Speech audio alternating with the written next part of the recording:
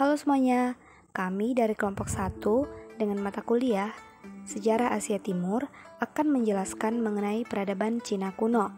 Seperti yang kita ketahui, Cina kuno berawal dari kata lembah Sungai Kuning atau Huanghe. Disebut begitu karena pada musim hujan, air sungai akan membawa lumpur yang berwarna kuning hingga memenuhi pinggiran sungai. Sungai ini bersumber dari pegunungan Kuen-lun di Tibet dan mengalir melalui daerah pegunungan Cina Utara. Hingga terbentuklah dataran rendah dan bermuara di Teluk Sili, Laut Kuning. Pada daerah lembah sungai yang subur inilah kebudayaan bangsa Cina berawal. Lumpur sungai tersebut sangatlah subur, hingga kemudian digunakan untuk bercocok tanam oleh masyarakat yang tinggal di daerah lembah Sungai Kuning. Sebagian besar wilayah Cina terdiri dari pegunungan. Di sebelah utara mengalir Sungai Huanghe atau Sungai Kuning. Di sebelah selatan mengalir Sungai Yangtze. Kata Tiongkok berasal dari kata Chongguo yang berarti negeri tengah. Penduduknya disebut dengan Chonghua yang berarti penduduk negeri tengah.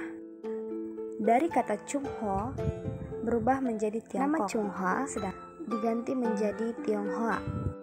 Kehidupan ekonomi. Pada masa dinasti Shang, mata pencarian penduduk Cina kuno sebagai petani. Para petani saat itu sudah menggunakan bajak untuk mengolah tanah. Kemudian ada juga yang beternak, berburu, dan menangkap ikan.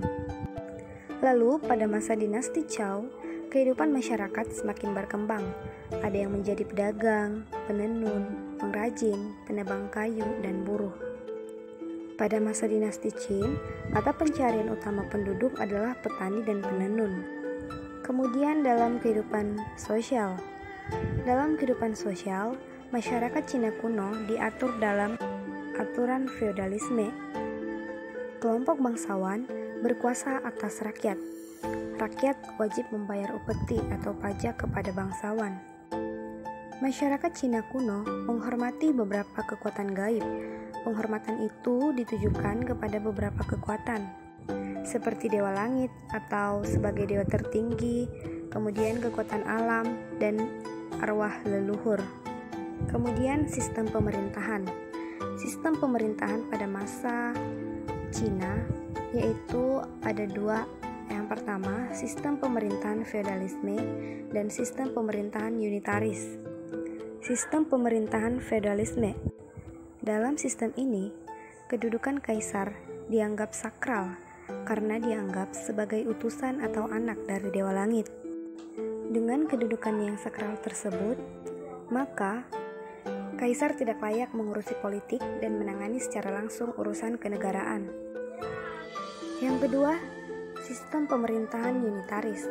Dalam sistem ini, kekuasaan negara berpusat di tangan kaisar, sehingga kaisar secara langsung menangani urusan politik praktis.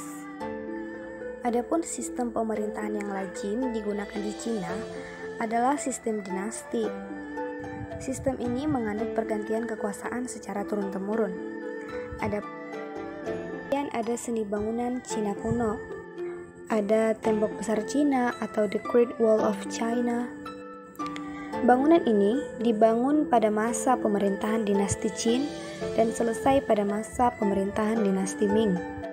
Kemudian ada kuil. Kuil adalah bangunan suci untuk tempat pemujaan para dewa, yaitu yang bernama Kuil Dewa Langit. Adapun salah satu kuil yang terkenal adalah kuil pemujaan terhadap Dewa Langit yang dibangun di kota Beijing. Bangunan ini terbuat dari batu pualam yang indah. Kemudian ada Istana Kaisar, di mana yang merupakan bangunan megah yang dibangun di Cina selain kuil yang tadi. Oke, baiklah. Demikianlah penjelasan kami mengenai peradaban Cina kuno. Kurang dan lebihnya kami mohon maaf dan kami ucapkan terima kasih.